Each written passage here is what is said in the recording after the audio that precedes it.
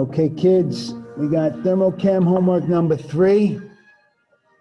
Question 1, how many joules of energy does it take to raise the temperature of a hunk of copper, that's 307 grams, at 298 Kelvin, and you warm it up to 327 Kelvin? And we're given the specific heat capacity constant for copper because we're going to need that. Now, to do this problem, we have to write this formula. Q equals mc delta T. The amount of energy in joules is equal to the mass times the specific heat capacity constant times the change in temperature. The question says how many joules. So the Q is the unknown. The mass is 307 grams. That's going to be multiplied by the specific heat capacity constant, which is given as 0.390 joules per gram dot Kelvin. And the delta T is the difference between 327 and 298. Now this is going to be 1, and then this is 11, 29.0 Kelvin. The mass times the constant times the change in temperature. So this was more of a thinking problem. It's not very hard. Once you figure out the formula, you should be in the clear. 307 times 0.390 times 29.0 equals 347.2.17.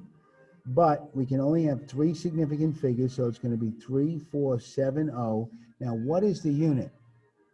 Grams cancels grams, and kelvins cancel kelvins, and the only unit left is joules. That's the answer. Now, this next problem, how much energy does it take to warm up 50 mLs of water? And this is the delta T. Now, in this case, they don't give you the specific heat capacity constant for water because it's already on the reference table and you're supposed to remember it's there. Q equals mc delta T. The Q is the energy. The mass, we don't have a mass, we have a volume of pure water. Now remember, water has a density of 1 gram per ml. 1 gram of water equals 1 ml for water because of the density, because the density of water is 1 gram per 1 ml. So 50 mLs means 50.0 grams. The specific heat capacity constant for water on table B, 4.18 joules per gram dot Kelvin. Now the delta T, I'm not even going to do this on paper. I'm going to do this here because it's a pain in the neck. 289.9 minus 281.5 is 8.4. But we have to have 4 significant figures, so we're going to keep them with 4 significant figures. Now it's just a multiplication problem. We'll hit, ready? 50.0 times 4.18 times 8.400, and the answer that we get is 1755.6. And what is the unit? Well, grams cancels grams, kelvins cancel kelvins, and the answer is J. But 3 significant figures, unlimited significant figures, 4 significant figures. We can only have 3 significant figures, so 1760 joules is the answer. For question number 3, we're given the specific heat capacity constant for mercury as that 1.140 joules per gram dot Kelvin. How much heat energy is lost when this many grams of mercury, when it changes temperature and gets colder? Now, quick reminder, the specific heat capacity constant is about changing temperature. Usually things get hotter, but things can get colder too. We're going to have to remove this amount of energy this time, but it's the same amount of energy. So again, we're going to do Q equals mc delta T. How much heat Q is going to lose from 356 grams of mercury The C value is provided at 0.140 joules per gram dot Kelvin. And the delta T, let's do that over here, 369 minus 305, that's going to be 64.0 Kelvin with three significant figures. And when we get our calculator in here, 356 times 0.140 times 64.0, and we're going to write this number down. The Q equals 3189.76. Three significant figures, unlimited significant figures, three significant figures. So we're going to have to round this to 3190. And what is the unit again? Well, the grams cancel the grams and the Kelvin cancel the Kelvin, joules. And that's good because how much heat? That's what we're looking for, heat. That would be the answer. Now the last question, it says this many joules are absorbed by this many grams of an unknown metal at this temperature, and the metal temperature rises to that.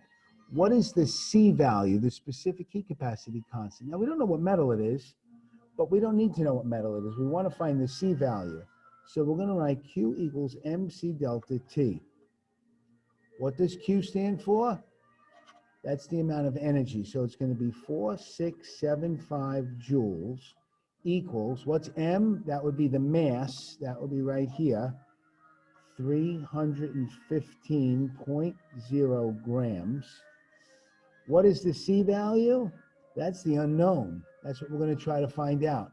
Now, the delta T, we'll do the delta T over here, 312.2 minus 270.4. We'll do it quicker because I don't want to waste time. 3 point there, minus 270.4, 41.8 Kelvin. 41.8 Kelvin. Now this is our math problem, but we got to get the C value by itself.